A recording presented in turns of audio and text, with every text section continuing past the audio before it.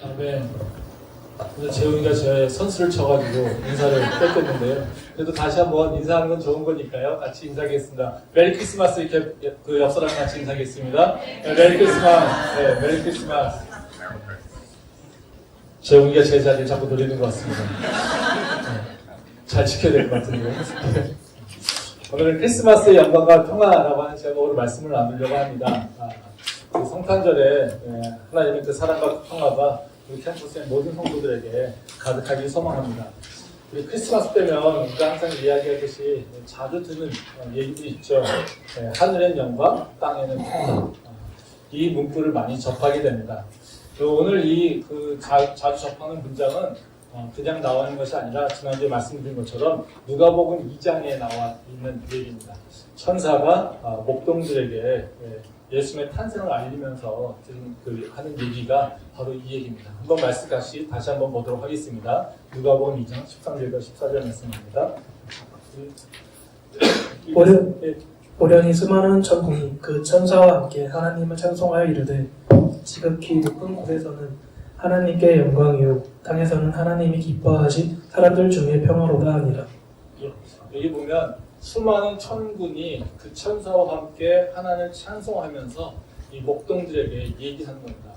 지극히 높은 곳에는 하나님께 영광이요 땅에서는 하나님 기뻐하시는 사람들 중에 평화로다 이렇게 얘기한다는 거죠. 거기에 보게 되면 14절 말씀에 보면 지극히 높은 곳에는 하나님께 영광 그리고 땅에서는 하나님 기뻐하신 사람들 중에 평화. 그래서 이걸 줄여서 하늘엔 영광, 땅에는 평화. 이게 크리스마스에 우리가 자주 보게 되는 거라는 거죠. 이 말씀을 이제 생각해 보면 우리한테 어떤 이미지가 좀 떠오르나요? 그냥 우리 아무 생각하지 않고요. 하늘엔 영광, 땅에는 평화라고 하는 이 말을 들으면 마음속에 어떤 생각이 드세요? 뭔가 이렇게 영광은 잘 느껴지지 않죠? 네. 근데 평화라는 말 속에 우리가 이렇게 마음이 좀 쏠리지 않습니까? 뭔가 좀 이렇게 따뜻하고 되게 고즈넉하면서 또 되게 안정되고 네. 뭔가 이제 불안과 걱정과 근심이 없는 그런 온화한 느낌의 그 세상들이 보이지 않습니까? 그래서 대부분 약간의 그 조명이 있는 상태에서 눈이 내리고 그렇죠? 그 눈밖을 보면서 나는 지금 따뜻한 그 집에서 우리가 창밖을 보면서 뭔가 따뜻한 차를 먹으면서 보내는 그 시간 이런 시간이 이제 떠오르죠. 영광이라고 하는 걸 생각하면 우리는 어떻습니까? 뭔가 좀 하나님께서 대단하게 큰 일이 일어나는 것 같고 우리가 좀 예상 밖의 일들이 좀 일어나는 것 같고 와 이런 생각이 드는 그런 일들이 일어날 때 우리는 영광 이렇게 생각하잖아요. 그런 일들이 일어날 것 같은. 그래서 크리스마스 하면은 뭔가 하나님의 위대하신가 또 지금 얘기하는 것처럼 되게 평안하고 온화하고 고즈넉하고 뭐 이런 느낌 그런 시간을 우리는 기대한다는 거죠. 근데 오늘 우리가 읽은 누가복음 2장의 말씀을 보면요, 지금 우리가 얘기하고 있는 하나님의 영광, 그 땅의 평안 이런 것들이 하나도 보이지 않습니다. 이게 영광 맞을까? 이게 평화 맞을까? 정말 이 누가복음 2장 전체를 읽다 보면요, 이게 하나님의 영광, 평화 전혀 예수님의 그 탄생하고 맞지 않는다는 거죠. 천사들이 하고 있는 얘기랑 전혀 틀린 그 상황이 보인다는 겁니다. 말씀 보겠습니다. 누가복음 2장 1절 말씀입니다. 그때 가이사 아구스도가 영을 내려 천하로 다 호적하라 하였으니 2장 6절부터 7절 말씀 같이 보겠습니다. 거기 있을 그때에 해산할 날이 차서 첫 아들을 낳아 강보로 싸서 구유에 뉘었으니 이는 여관에 있을 곳이 없음이러라. 이 말씀은 예수님이 태어나신 그 상황을 잘 보여주고 있는 말씀입니다. 잘 알다시피 우리가 예수님의 탄생하면 말 구유에 누운 거잖아요. 그렇죠?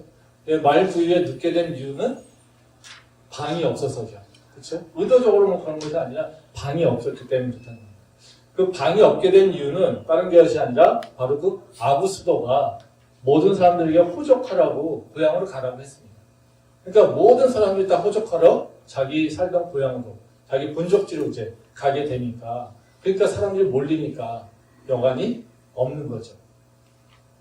그러니까 지금 예수님께서 어쩔 수 없이 방을 못 잡아서 바로 그 말구리에서 태어나게 되는 현상이라는 거죠.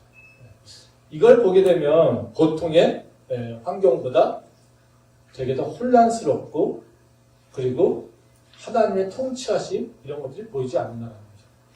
한번 생각해 보십시오. 예수님이 왕으로 우리에게 오셨는데 그럼 그 길은 어떻게 됩니까? 평탄해야 되죠. 하나님께서 이 땅의 주인이신데 그 당신의 아들 예수를 이 땅에 보내시면서 그 방도 못 구하는 그 환경을 만드시겠습니까? 맞지 않죠. 근데 이 아구스토가 예수님이 탄생하는 그때 뭘 명령하냐면요. 바로 호적을 명령합니다. 그러면 예수님이 올 때 누구의 통치를 받고 있습니까? 아구스토의 통치를 받고 있다는 거예요. 그래서 예수님은 어쩔 수 없이 자기 살던 고향이 아니라 이 지금 베들레헴으로 가고 있게 된다는 거죠. 우리는 되게 형통하고 평탄한 그런 길을 기대하고 있지만 예수님이 오시는 날에는 바로 하나님의 통치하심이 전혀 보이지도 않는다는 겁니다. 이 인구조사한다라고 하는 것 자체가 되게 쉬운 일은 아니죠. 굉장히 별로 좋지 않은 이미지가 있습니다. 그럼에도 불구하고 이 로마 황제가 이 땅을 다스리고 있기에 바로 모든 사람들을 명령해서 이리로 가라 저리로 가라 명령하고 있는 그 상황을 보여주고 있다는 겁니다. 또 어때요? 이 평화를 한번 생각해 보십시오. 얼마나 지금 혼잡스럽습니까? 이 혼잡은 우리가 경험해서 경험 통해서도 알 수가 있습니다. 우리가 귀향이라고 하는 거, 우리가 이제 명절 때 되면 다 귀성객 이런 거 하잖아요. 그러면 그때를 생각해 보면 이걸 좀 이해할 수 있겠죠. 우리 귀성까지는 아니어도요, 그냥 휴게소 또는 연휴에 우리 휴게소를 고속도로 휴게소를 지나보십시오. 어쩔 때는 주차할 데가 없어서 휴게소를 갔다가도 그대로 그냥 다른 휴게소로 가려고 지나간다는 거죠. 호텔 같은 건 말할 수도 없고요. 그러니까 지금 바로 그 모습이라는 거죠. 한번 이런 걸 생각해 보세요. 요셉과 마리아는 어떤 생각이었을까? 지금 산달이 가까웠는데 여행을 해야 된다? 이게 끔찍한 일이죠. 그렇죠? 옛날처럼 지금처럼 비행기가 있는 것도 아니고 뭐 우등고속이 있는 것도 아니고 그렇죠? 네. 아마 걷거나 아니면 마차를 타거나 그럼 계속해서 흔들리는 이런 상황을 오랜 길을 가야지 된다는 거죠. 끔찍한 일이지 않습니까? 근데 그 힘들어서 갔는데 온 동네는 다 반이 꽉 차고 모든 사람들은 다 자기가 살 곳을 또는 자기가 잘 곳을 먹을 곳을 찾느냐고 아비기안처럼 맨날 다 굶길 거고요. 아마 식당이든 아니면 여관이든 모두가 다 분주해서 그 마지막 달, 산달을 말고 있는 임산부에게 있어서는 굉장히 고통스러운 시간이었을 거예요. 하나님의 사명을 받고 지금 우리의 구원주 예수님이 이 땅에 오시는 그 일을 감당하고 있는 요셉과 마리아, 또 그 예수님이 태어나는 모습, 여기에는요 바로 하나님의 권세, 권능, 능력 하나도 드러나지 않고요. 지금 얘기하고 있는 하늘에는 영광이라고 하는 말 우리는 전혀 그 분위기에서 찾아볼 수 없고요. 또 우리에게는 평화요. 평화는요 지금 고난과 고통과 어찌 보면 이게 맞을까? 하나님이 계실까라고 하는 그 의심과 불만밖에 쌓일 수 없는 환경이 바로 지금 모습입니다. 근데 지금 목동이 와가지고 뭐라고 합니까? 하늘에는 영광, 땅에는 평화라는 거죠. 그러면 하나님께서 말씀하시는 그 영광, 그 평화, 그것과 우리가 생각하고 있는 영광과 평화는 조금 다른 의미가 있을 수 있다는 거죠. 그러면 우리가 이 크리스마스를 어떻게 기념해야 될까? 우리 크리스마스 통해서 어떻게 우리는 다시 예수님을 또는 하나님을 생각해야 될까? 우리 다시 한번 개념을 좀 정립해 볼 필요가 있지 않을까 생각합니다. 그래서 오늘은 영광이라고 하는 단어와 평화라고 하는 단어, 이 크리스마스에 나타난 그 이미지는 무엇인가? 그리고 그것이 우리한테는 어떤 교훈으로 신앙생활에 받아들여야 될 것인가, 이 두 부분만 생각을 좀 해보도록 하겠습니다. 먼저 예수님의 그 탄생이 하늘엔 영광인 이유를 먼저 좀 생각해 보도록 하겠습니다. 그 예수님이 오신 것이 하늘엔 영광이 된 이유는 뭐냐면요, 바로 이 땅에 오신 것이 이 땅에 하나님이 살아계심을 드러내고 있다는 거예요. 그리고 이 땅에 하나님의 성품이, 그리고 하나님의 약속이 지금 이루어지고 있다는 것을 선포하고 있기 때문에 있다는 겁니다. 다시 말하면 영광이라고 하는 개념 속에는 어떤 게 있냐면요, 바로 하나님이 나타나신 것을 보여줄 때 바로 우리는 영광이라고 얘기한다는 거예요. 말씀 보겠습니다. 요한복음 1장 14절 말씀입니다. 말씀이 육신이 되어 우리 가운데 거하심에 우리가 그의 영광을 보니 아버지의 독생자의 영광이요 은혜와 진리가 충만하다. 예, 이 말씀 이제 사도 요한이 예수님이 오신 것을 설명하고 있습니다. 저희가 특별 신년 예배 때 본문을 생명의 삶 말씀을 하려고 해요. 근데 이제 요한복음이더라고요. 요한복음 다 할 수는 없지만 바로 이 예수님이 오신 것에 대해서 아마 신년에 다시 한번 생각해 보려고 합니다. 근데 지금도 이제 그 말씀을 얘기하고 있는데 사도 요한이 지금 예수님이 오신 것을 얘기할 때 무슨 단어 쓰고 있냐면요, 말씀, 육신, 영광 이런 얘기를 쓰고 있어요. 그러니까 여기 보면 말씀이라고 하는 것이 육신과 영광이라고 하는 것이 나타나는데요. 그 말씀이 육신됐다는 것은 무슨 의미를 보여주느냐면요, 하나님의 말씀이 내 삶에서 실제로 보여졌다라고 하는 걸 얘기합니다. 그리고 그 말씀이 나에게 보여줄 것이 어떤 거냐면요, 하나님의 영광으로 나타났다. 이것을 얘기하는 거예요. 그러니까 생각해 보세요. 말씀이라고 하는 것은 우리는 어때요? 되게 추상적이죠. 하나님의 약속, 예언 다 추상적이죠. 이게 실제라고 하는 것은 아직까지 이루어지지 않은 거예요. 그러니까 실제가 아닌 상태에서 우리는 어떻게 해요? 그걸 믿어야 되는 상황이라는 거죠. 근데 그러면 실제가 아닌 것은 어때요? 우리는 보이지 않는 것, 또는 그것이 사실이라고 하는 것을 우리가 받아들이기 어려운 상황이라는 거죠. 근데 여기에 보게 되면요, 바로 그 예수님이 오신 것은 그냥이 아니라 하나님께서 말씀하신 것이 이제 우리 육신으로 드러났다, 이걸 얘기하는 거예요. 그러면 우리는 이제는 예수님을 보면서 뭘 볼 수 있어요? 하나님이 우리한테 약속하신 것, 예언하신 것, 이것을 내가 보게 됐다는 거예요. 그러면 우리 앞에 뭐가 펼쳐지는 거예요? 하나님이 펼쳐지는 거예요. 하나님이 행하시는 것이. 그럼 이것이 드러날 때 우리는 뭐라고 합니까? 하나님의 영광을 보게 된다, 이렇게 얘기하고 있다는 거예요. 그러니까 우리가 신앙을 갖고 있다, 또는 믿음을 갖고 있다라고 하는 것은요, 보이지 않는 것을 믿는 거잖아요. 그러면 그 우리의 믿음을 통해서 영광이 나타나게 한다는 건 무슨 얘기겠습니까? 보이지 않는 것을 보이게 하는 것을 나타낸다는 거예요. 그러니까 하나님께서 다른 사람은 볼 수 없는 것, 우리가 믿었지만 우리가 보지 못했던 것들, 우리가 믿고 있었지만 우리가 그것을 팩트라고 증명해 볼 수 없었던 것들, 이것들이 어떻게 해요? 조금 나타나게 된다는 거예요. 이제 실제가 된다는 거예요. 즉 영광은 바로 믿음이 실제가 될 때라는 거예요. 그때 하나님의 영광이 나타난다는 거예요.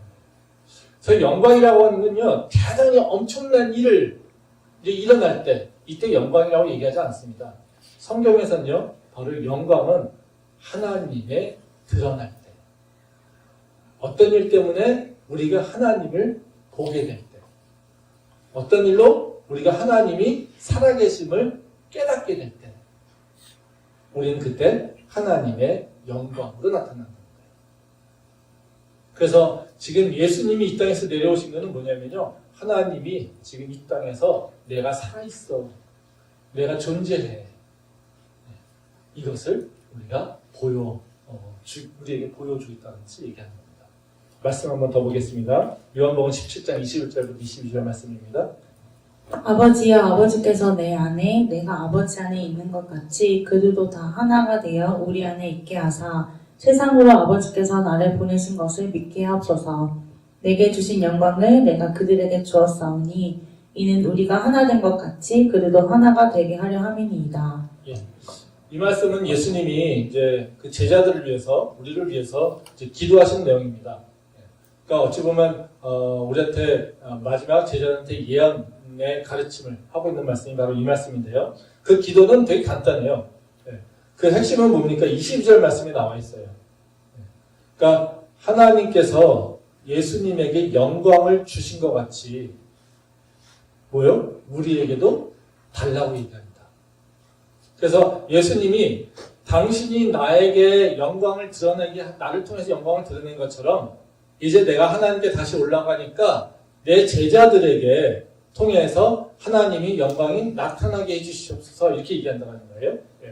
근데 그러면 우리가 하늘에서 내려온 것도 아니잖아요. 그렇죠? 그래서 하나님께서 그러면 우리에게 보여주신 영광이라고 하는 것은 어떤 걸 얘기하냐면요. 여기 보면 그런 얘기합니다. 내게 주신 영광은 뭐라고 하냐면 뒤 20절 뒤에 보면요. 우리가 하나 된 것 같이 그들도 하나 되게 해달라는 거예요. 즉 우리가 하나 된 거라고 하는 건 무슨 얘기냐면요. 성부와 성자와 성령이 하나 된 걸 얘기하고 있어요.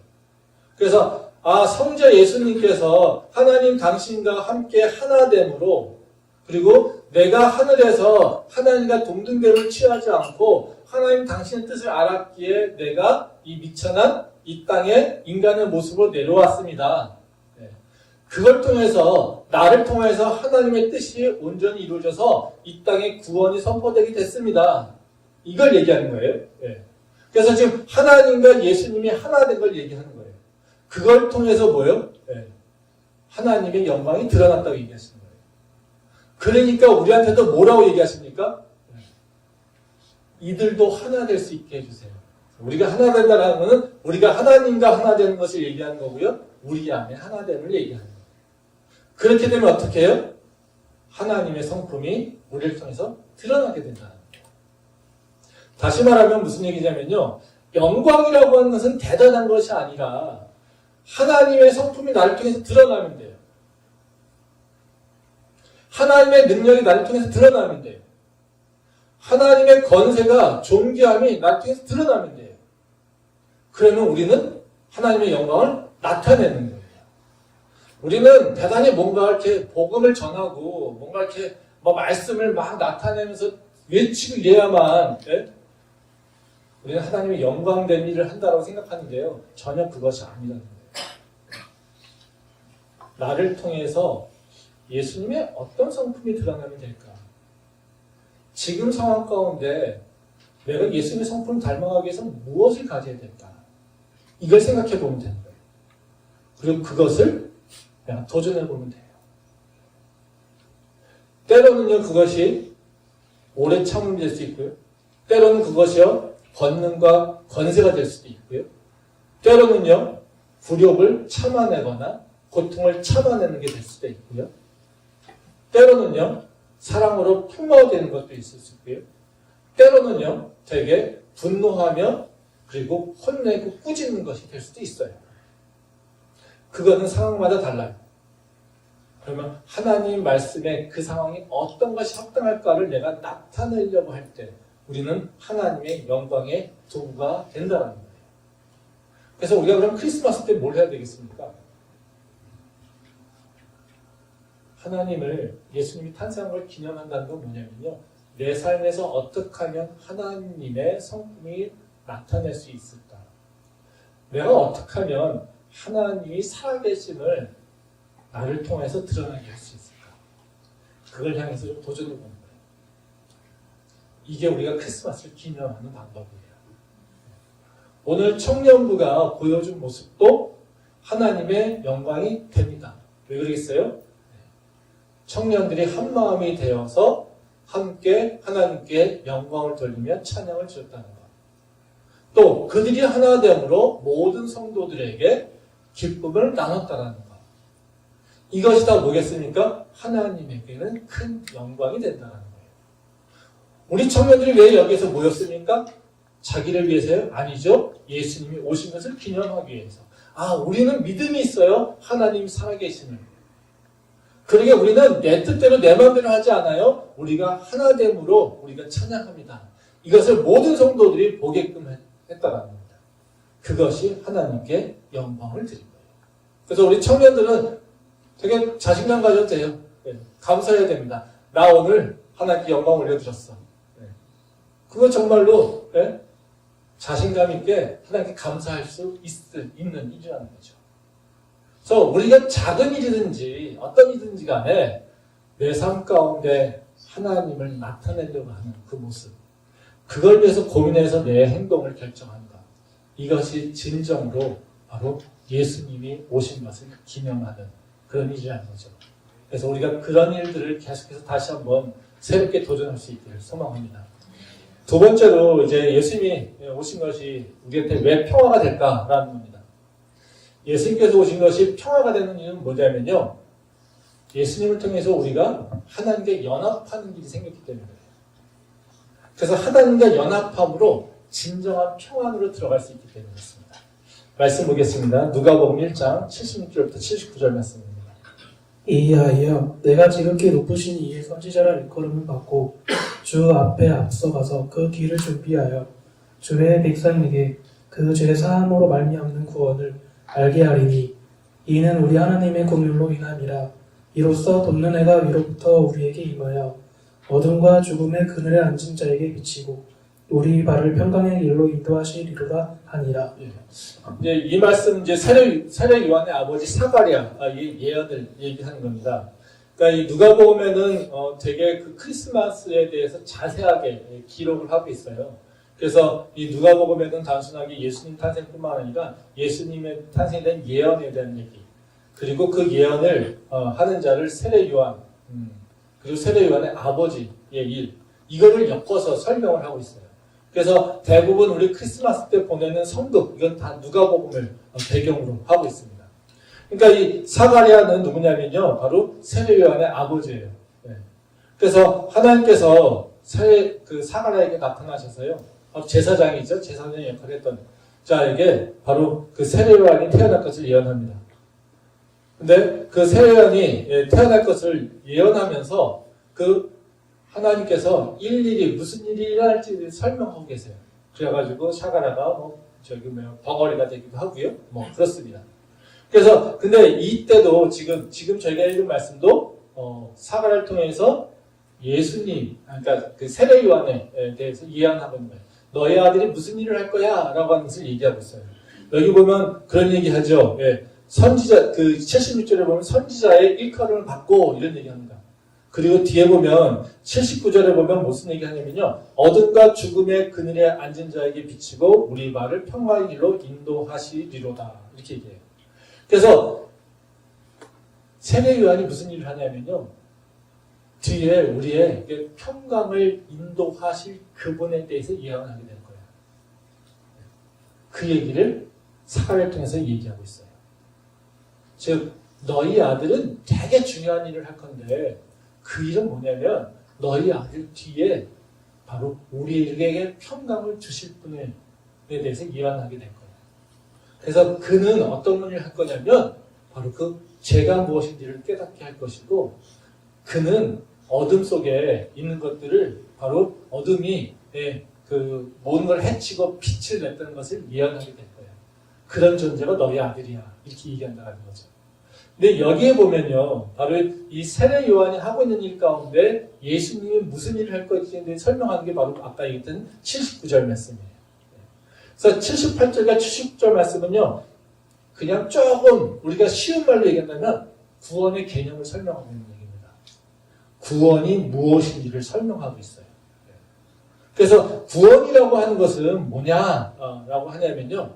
바로 우리를 구원해서 평화로, 즉 우리가 되게 세상 가운데서 혼란스럽고 되게 어렵고 평안하지 못한 삶인데 우리에게 그 평강의 길을 내어주시는 거다.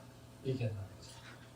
그래서 우리가 예수님을 믿으면 어떤 마음이 들어요? 의지하게 되면 내 근심과 걱정, 염려들이요 이렇게 줄어들게 돼요.